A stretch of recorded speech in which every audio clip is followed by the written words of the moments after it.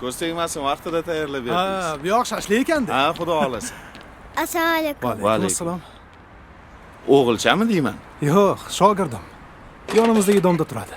Vaqti bo'lganda chiqib ozmoz hunar o'rganadi. Shunaqa. Ijodni boshlab yordimi deyman? Bunaqa yoshda hunar o'rgangani yaxshi. Hozirgi bolalar telefondan bosh Ha ko'tarmaydi. endi ota-onasi qo'yib beradi-da. Bu bolani onasi shuni istamadi. Bolam yoningizda yursin deb iltimos qildi. Oilasi sal qiynalib qolishgan. Shunga yo'q deya olmadim. O'ynab yuradi, ish o'rganadi va menga ham suhbat. Ha, baraka toping usta. Mana, Rahmat, yaxshilikda ishlating. hozir bolalarga e'tibor berish kerak. Shunday.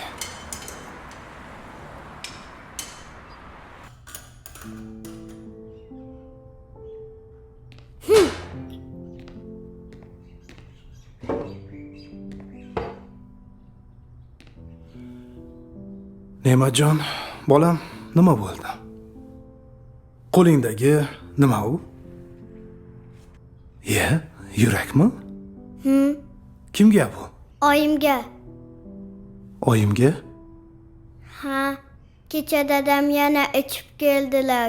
Oyimni urib pullarini olib chiqib ketdilar. Oyim rosa yig'ladilar. Mazalari bo'lmadi. Yuraklari buzilib qoldi. Men ularga temirdan buzilmaydigan yurak yasadim.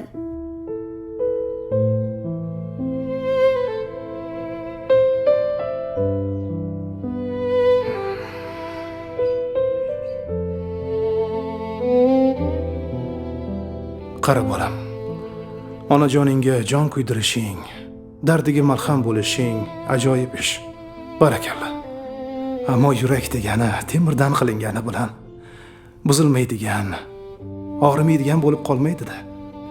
Dunyoda qancha odam bor. Kimlardir yuraklarini sindirsa, qolganlar unga malham bo'lishadi.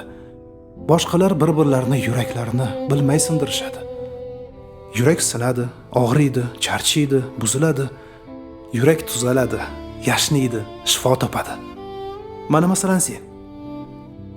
Oyingga yurak yasab berdingmi? Demak sen insonlarning dardiga darmon bo'ladigan odamlardansan. Faqat bir iltimosim bor. Otang, hozir ular qiyin ahvoldalar. Iltimos, bu qilganlari uchun ularni yomon ko'rib qolma. Xo'pmi? Axir ular otang. Bir kun kelib xatolarni albatta tushunadilar. O'sha kun kelganda sen ularga ham malham bo'lishing kerak. Bugun mana bu yurak chayini eshigini yopib qo'yma. Tushundingmi? O'shanda sen otangni ham dardiga darmon bo'lasan. Kelishdingmi? Xo'p. Men sen bilan faxrlanaman. Menga ham shunaqa yurakchadan yasab bersanmi? Ha? Ha, qarang, bu juda oson. Yaxshi. Sen yasab turgin. Xo'p. Hozir.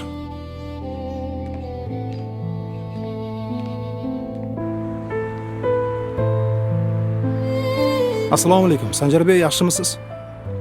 O'g'lingiz ustoziman. Siz bilan bugun gaplashib olsak bo'ladimi?